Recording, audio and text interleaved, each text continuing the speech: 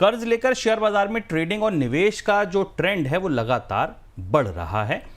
नए ताजा आंकड़े जो आए हैं उनमें पता चलता है कि ट्रेडर्स और निवेशकों की तरफ से मार्जिन ट्रेडिंग फंडिंग यानी एमटीएफ के तहत ब्रोकर से लिया हुआ आउटस्टैंडिंग कर्ज अगस्त की शुरुआत में 96,000 करोड़ रुपए के रिकॉर्ड स्तर पर पहुंच गया है। जून अंत में एमटीएफ के तहत बटे कर्ज का आंकड़ा 88,000 करोड़ रुपए था। सर, इस आंकड़े को कैसे समझें?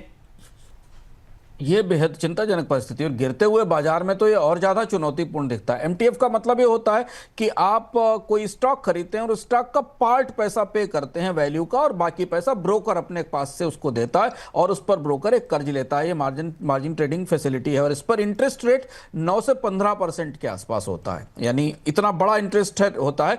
जो आंकड़े मिल रहे हैं उस हिसाब से जो भारत में 5, 6, 7 बड़े स्टॉक है जहां एमटीएफ सबसे ज्यादा खड़े हुए हैं, उनमें हिंदुस्तान एरोनॉटिक्स है, उसमें टाटा मोटर्स है, टीसीएस है, जियो फाइनेंशियल सर्विसेज है, रिलायंस इंडस्ट्रीज है। अब अगर आप इन स्टॉक्स के परफॉर्मेंस को पिछले 5-6 महीनों में देखें तो आपको दिखाई देगा कि तस्वीर किस तरफ इशारा कर रही है।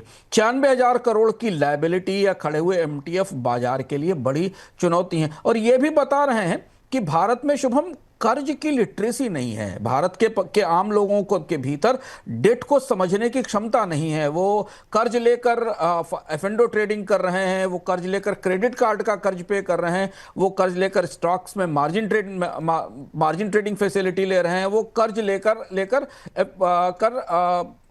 ऐसी चीजों पर खर्च कर रहे हैं जहां से उनको कोई रिटर्न नहीं मिलता है। तो ये बड़ी दुविधा की स्थिति है। अभी हालांकि एमटीएफ को लेकर कोई दबाव बनता नहीं दिखाई दिया है, लेकिन आंकड़ा काफी बड़ा है। 96,000 करोड़ काफी बड़ा नंबर है जो ब्रोकर से लिए गए कर्ज के तौर पर सामने खड़ा है। बिल्कुल, आंकड़ा काफ़ी बड़ा है। आप इसको ऐसे भी समझ सकते हैं, आरबीआई के ताज़ा आंकड़े बताते हैं कि लोगों ने फ्रिज, एसी, कूलर यानी कि जो कंज्यूमर ड्यूरेबल्स हैं इनके लिए जो कर्ज ले रखा है उसकी आउटस्टैंडिंग 23,000 करोड़ रुपए है और उससे 4 गुना ज़्यादा कर्ज लगभग एमटीएफ के लिए लिया गया है। कहते हैं कि अगर आप ये कर्ज ले रहे हैं, अगर आप इस पूरी विषय को समझना जानना चाहते हैं और ठीक से इसको कैसे उपयोग की जाए, ठीक है, अगर ब्रोकर एक फैसिलिटी दे रहा है मार्जिन ट्रेडिंग फंड की, तो इसको इस्तेमाल करने का कोई ठीक तरीका होगा, इसके कुछ प्रॉस कॉन्स होंगे, इसका कोई सफ़ेद स्याह पक्ष होगा, क्या वाकई एमटीएफ एक अच्छी फैसिलिटी हो सकती है, एक अच्छा हथियार हो सकता है ट्रेडर्स के लिए? आप अगर ये जानना समझना चाहते हैं तो इस बार का शुभ लाभ शो देखिएगा। जी हाँ, कोटक सिक्योरिटीज़ के चीफ डिजिटल बिजनेस ऑफिसर आशीष नंदा आए थे और उनसे हमने एमटीएफ के बारे में डिटेल्ड में डिस्कशन किया है। आप यकीन मानिए, एबीसी ऑफ एमटीएफ अगर आप देख लेंगे तो आपको एमटीएफ के बारे में हर छोटी बड़ी जानकारी, कितना एमटीएफ लेना चाहिए, कैसे मिलता है, कब मिलता है, कौन देता है, कैसे देता है, सब कुछ आपको इसमें पता चल जाएगा। अब जरा बाजार के दूसरे कोने में चलिए।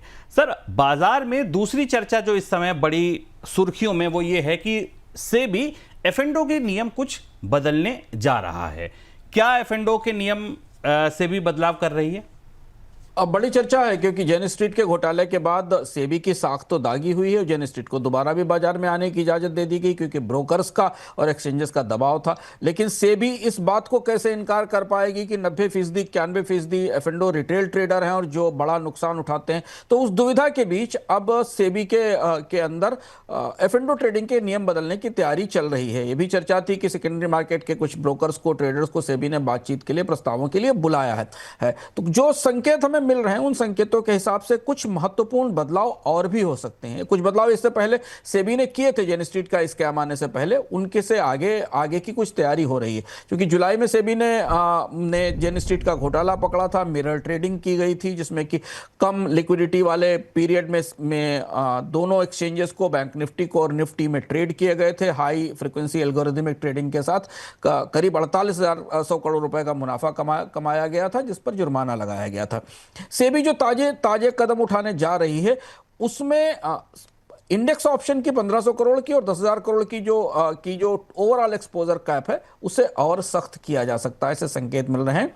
एल्गो ट्रेडिंग पर रियल टाइम निगरानी बढ़ाई जाएगी। दूसरा ये कि बहुत ज्यादा उतार चढ़ाव अगर बाजार में किसी समय दिख रहा होगा तो एल्गोरिदमिक या हाई फ्रीक्वेंसी ट्रेडिंग पर किसी तरीके की रोक लगाई जा सकती है ताकि बाजार में मैनिपुलेशन की संभावनाएं सीमित की जा सके।